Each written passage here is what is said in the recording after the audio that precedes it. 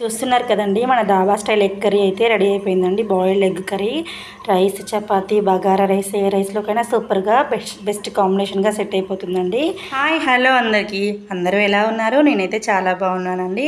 ఈరోజు మనకు సింపుల్ రెసిపీతో నేను ముందుకైతే వచ్చేసానండి. ఆ రెసిపీ ఏంటో, ఇంగ్రీడియంట్స్ ఏంటో, ప్రాసెస్ ఏంటో డీటెయిల్గా చెప్తారండి. Tomato puree, ginger garlic paste, onions, పుదీనా, కరివేపాకు, జీలకర్ర, సాల్ట్, కారం, పసుపు, ఇది పెరుగండి 2 స్పూన్స్ తీయటి పెరుగు తీసుకోండి.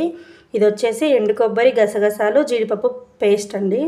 గరం మసాలా, ధనియా కలిపేసి ఉందండి. గరం మసాలా స్పైసెస్ మీకు ఏముంటే వేసుకోండి. ఓకే అండి, ప్రాసెస్ చూపిస్తారండి. ఎగ్స్ని ఇలా ఆయిల్లో ఫ్రై చేసుకొని పెట్టుకోండి. మన డాబా స్టైల్ కాబట్టి ఎగ్ ఫ్రై అయితే మనకు మసాలా మంచిగా పడుతుందండి. ఇలా ఎగ్స్ అన్నీ ఫ్రై చేసి పెట్టేసుకోండి. పెట్టుకుంటాను బిర్యానీ లీవ్స్, అలాగే గరం మసాలా, కొంచెం జీరా అండి పేస్ట్ పెట్టేసి ఫ్రై చేసుకోండి. ఆ తర్వాత కరివేపాకు, ఆనియన్స్, పుదీనా అన్నీ వేసేసేయండి. ఈ ఆనియన్స్ మనకి బ్రౌన్ కలర్ రావాలండి. సిమ్లో పెట్టి మంచిగా బ్రౌన్ కలర్లో వచ్చేలాగా ఫ్రై చేసుకోండి. అప్పుడు మనకి గ్రేవీ టెక్స్చర్ అనేది చాలా బాగా వస్తుందండి. సిమ్లో పెట్టి బ్రౌన్ కలర్ వచ్చే వరకు ఫ్రై చేసేయండి. ఆనియన్స్ ఫ్రై అయిపోయాయి కదండి, జింజర్ గార్లిక్ పేస్ట్ వేసి ఇది కూడా కొంచెం 2 మినిట్స్ ఫ్రై చేసేయండి.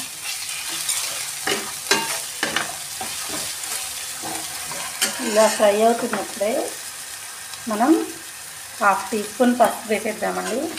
పసుపు వేసి బాగా ఫ్రై చేయండి. మసాలా చూసారా ఎంత బాగా ఫ్రై అయిపోయిందో? ఈ టైంలో టమాటా ప్యూరీ వేసేసేయండి. ఈ టమాటా ప్యూరీలోంచి వాటర్ వచ్చేసి మళ్ళీ ప్యూరీ దగ్గరగా అయ్యే వరకు సిమ్లో పెట్టి కుక్ చేసుకోండి. మనకి మసాలా అనేది మంచిగా కుక్ అయిపోయింది కదండి. ఈ టైంలో కాజు, కొబ్బరి, గసగసాల పేస్ట్ అనేది వేసేసేయండి. వేసి ఇది కూడా మంచిగా కలిపేసుకోండి. చూడండి మన మసాలా ఎంత బాగా ఫ్రై అవుతుందో. ఈ టైంలో కారం అండ్ సాల్ట్ వేసేసేయండి. కారం, ఉప్పు అన్నీ ఫ్రై అయిపోయాయి కదండి. ఈ టైంలో తీయటి పెరుగు తీసుకోండి. కంపల్సరీగా పెరుగు తీయగే ఉండాలండి. అప్పుడే ఈ కర్రీకి టేస్ట్ వస్తుంది. పుల్లగా ఉంటే అదొక రకమైన టేస్ట్ వచ్చేస్తుంది. పెరుగు లంప్స్ లేకుండా ఇలా కలిపేసుకోండి. కలిపేసి ఒక 2 మినిట్స్ మొత్తం కుక్ అవ్వనివ్వండి. ఇప్పుడు మనం వాటర్ వేసుకుంటామండి. వాటర్ వేసేసుకొని మనకి థిక్ కన్సిస్టెన్సీ వచ్చే వరకు కొంచెం మరగనిద్దామండి. ఓకే అండి, మన గ్రేవీ అయితే ఇలా రెడీ అయిపోయింది కదా. ఈ టైంలో గరం మసాలా అండ్ పుదీనా నేను యాడ్ చేశానండి. యాడ్ చేసి 1 మినిట్ క్యాప్ పెట్టేసి కుక్ అవ్వనివ్వండి.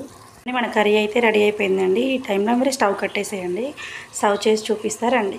చూస్తున్నారు కదండి, మన డాబా స్టైల్ ఎగ్ కర్రీ అయితే రెడీ అయిపోయిందండి. Boiled egg curry rice, chapati, bagara rice, ఏ రైస్లోకైనా సూపర్గా బెస్ట్ కాంబినేషన్గా సెట్ అయిపోతుందండి.